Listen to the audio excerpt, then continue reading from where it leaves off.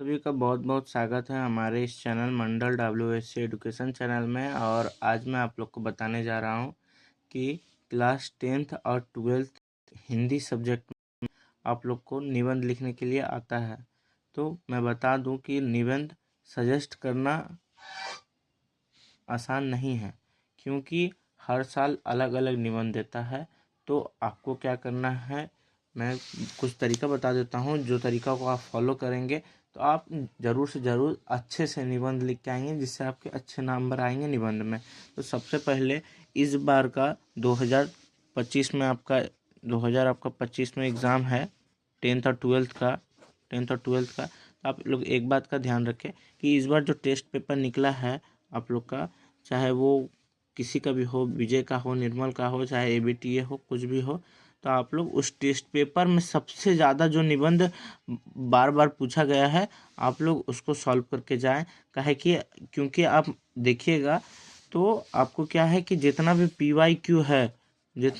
PYQ है आज से 5 साल 8 साल 9 साल पहले जो पूछा गया है वो हर साल चेंज रहता है। तो निबंध कभी भी सेम नहीं आता है कि 2019 में मान लीजिए मेरा प्रिय खेल दिया तो मान लीजिए फिर 2025 में या वही देगा, चाहे अलग अलग ही देता है, सेम नहीं देता है निबंध।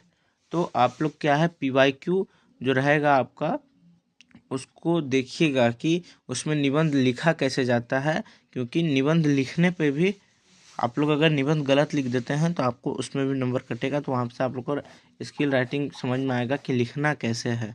और तो आप लोग PYQ पढ़ें, जिससे आपको स्किल राइटिंग समझ में आ जाएगा और किस विषय से लिखना है आप लोग की सोचने की भी क्षमता भी बढ़ेगी, जिसको देखते हुए PYQ। और टेस्ट सीरीज़ जो है या टेस्ट पेपर जो है उसको आप लोग सॉल्व करिए या देखिए, और किसी प्रकार की दिक्कत हो तो कमेंट ज़रूर करें। और टेस्ट पेपर से आप लोग करने से आप लोग को यही होगा कि आपको पता चलेगा कि कौन सा क्वेश्चन ज़्यादा पूछा गया है। मान लीजिए पूरा टेस्ट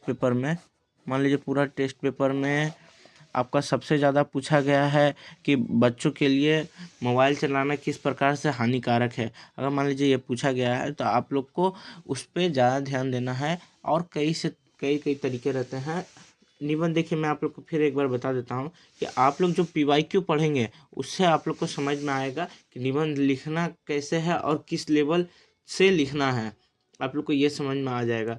और जब आप लोग को ये समझ में आ जाएगा तो आप लोग बेझिझक लिख लेंगे निबंध। और निबंध कोई हार्ड नहीं आता है। मान लीजिए आपको बोला कि बच्चों के लिए मोबाइल चलाना किस प्रकार से हानिकारक है, तो आपको भी पता है कि ज़्यादा समय तक मोबाइल चलाने से हमारे समय की बर्बादी होती है, अर्थात निम्न प्रकार की प्रॉब्लम हो सकती हैं। जैसे ज़्यादा देर तक मोबाइल चलाने से गर्दन दर्द दे सकता है, आँख दर्द देता है, उसके बाद हमारे समय की बर्बादी होती है। तो ये सब कुछ पॉइंट है जिससे आप लोग खुद लिख सकते हैं। तो कुछ हार्ड नहीं आता है। मेरा प्रिय खेल आता है तो आपका प्रिय खेल जो फुटबॉल है, कबड्डी है, टेनिस है, आपका जो प्रिय खेल है उस पर आप लिख सकते हैं। तो ज़्यादा हार्ड नहीं आता है। और इसी प्रकार हमारे चैनल से बने रहे। किसी प्रकार की भी दिक्कत हो हमें ज़रूर कमेंट में बताएं। आज के लिए धन्यवाद। जय हिंद। वंदे मातरम।